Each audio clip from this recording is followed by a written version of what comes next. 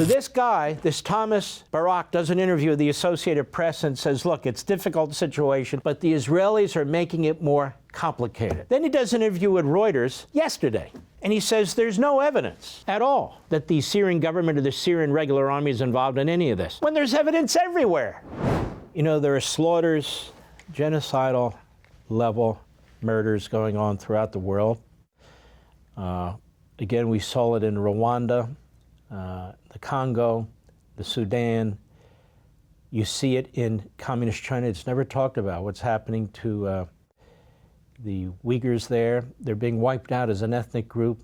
The Christians, what's happening there as well, the Tibetans, they're all being wiped out.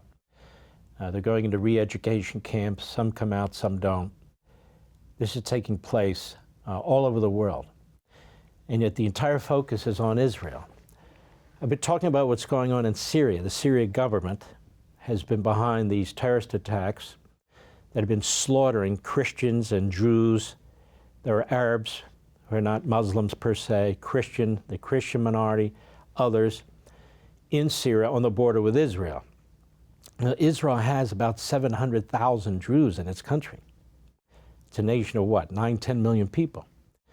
And these 700,000 Jews, they're very loyal to Israel. The Israelis are very loyal to them. They serve in the IDF.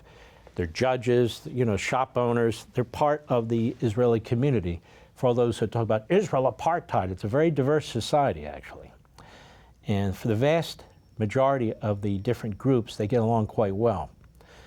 And that includes the Jews. So what's happening? The Jews are being slaughtered in an effort at ethnic cleansing. Other minority groups, Christians and others, are being slaughtered, again, at effort at ethnic cleansing.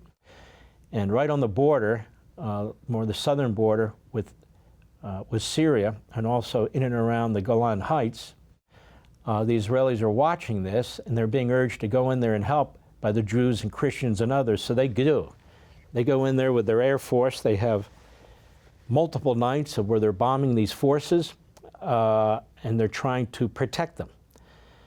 To my great misfortune, somebody sent me a video without captioning it or without telling me what it is, of an event that took place in Syria where a young Druze male, looks kind of nerdy, kind of thin and so forth, he's thrown to the ground, and they take out a hunting knife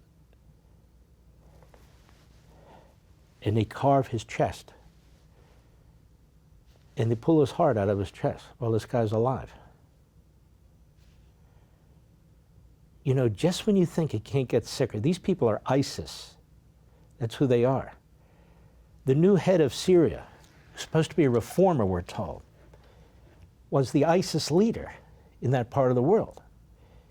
Do you know he was on our FBI's most wanted list up until about 3 weeks ago? There was a bounty on his head from our government. The bounty was taken off. We're recognizing him and their government. We're urging them to be reformers like he claims he wants to be. I've just never seen terrorists agree to being reformers actually living up to that. And so we have an envoy there. His name is Thomas Barak. I'd never heard of this guy before. He's the ambassador to Turkey, doing a hell of a good job there with Erdogan, who's another Islamist. He's a special envoy to Lebanon and a special envoy to Syria. And so the Israelis go in there to try and save the Jews from being wiped out, and Christians and others. And this guy does an interview with the Associated Press and trashes Israel. Israel's made the situation more complicated by using military force. Do you believe that? Is that stunning? Because it's Israel, you can say anything, damn near anything. But what about the atrocities that are taking place there with the effort to wipe out the Druze and the Christians in southern Syria? What about that? And the Israelis warned the Syrians, you're not to come. They built a buffer and said, below this line. And so what the Syrian army has done and the Syrian government has done, they have given support to the terrorists who are trying to wipe out the Christians and the Druze and others. The military has shown up. They haven't gone through the buffer, to the best of my knowledge, but they're there. So this guy, this Thomas Barak, does an interview with the Associated Press and says, look, it's a difficult situation, but the Israelis are making it more complicated. Then he does an interview with Reuters yesterday.